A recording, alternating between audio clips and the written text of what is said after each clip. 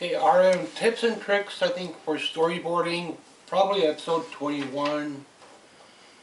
The character, you can draw it in pencil and crayons, it doesn't matter, but I think in the end they would like to see it in black. So you see them giving high marks for people that do stuff in black. But I tend to use color when I do stuff. So the storyboard gives you 4 frames. If they give you 2 characters, if you're learning from me, do not do both of them. Pick the shortest character they have if they give you an option to do 2. If they give you an option to do 1 character, they only give you 1 view. And people that do portfolios are friggin' idiots. They say, oh, you have to be on model when you're drawing your storyboard. Well, how the fuck do you stay on model when they give you 1 friggin' character? People are sometimes stupid in animation. The way I know storyboarding, Sheridan screws it up big time. By giving you 1 character, you have to make 4 views out of and you have to stay on model. Best thing I can tell you is don't worry about the body. If it has a tail or if it has big feet, like a clown, then pick like a short character and change the feet or add a different shirt or something.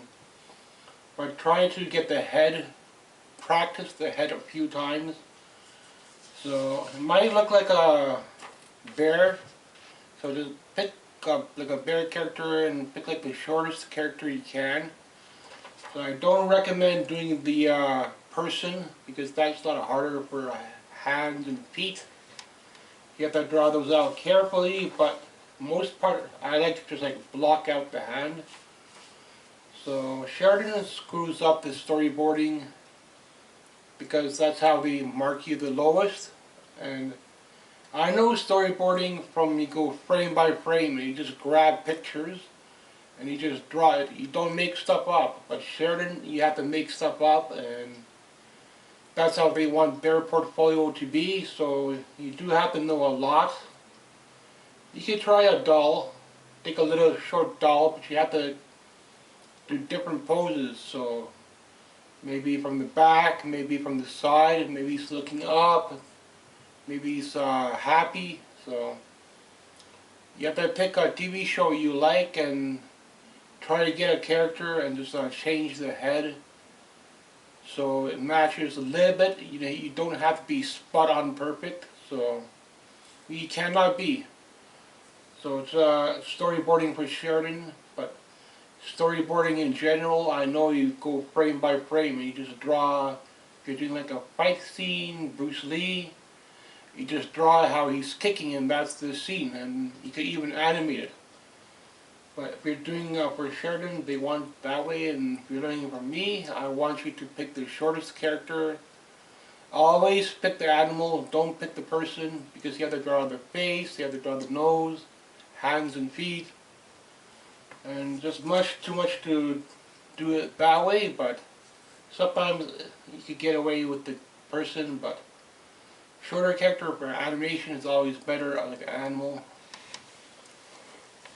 So I'll briefly go over the new one that I'm working on. So here he is in the back view. They have like a possum. So you have to try to get the nose crooked and you have to try to get the tail looking. And I think he's inside. He wants to go outside, so I try to make him look like he has the nose and he's like he's talking. He said, can I go outside and play?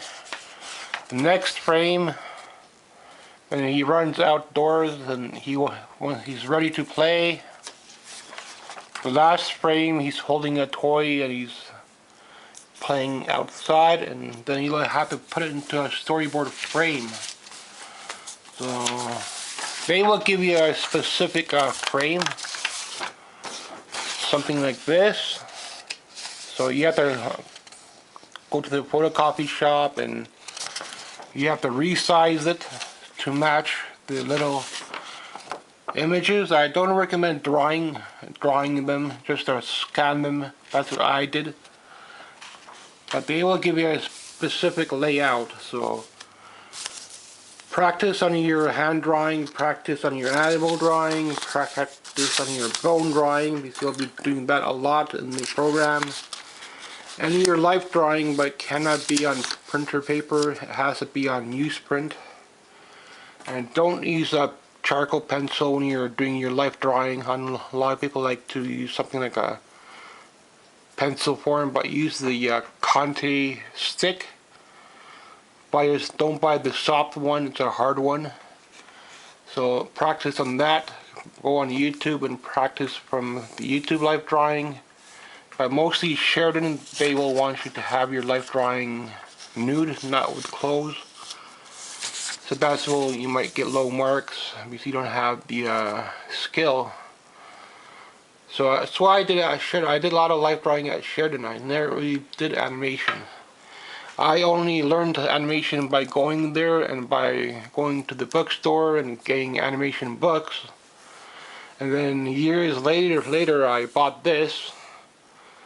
So I'm not going to buy a Cintiq, but if you want to learn at home, you're going to have to get a Cintiq and pay the $4 or $5 grand they want for a large one. So animation is really expensive.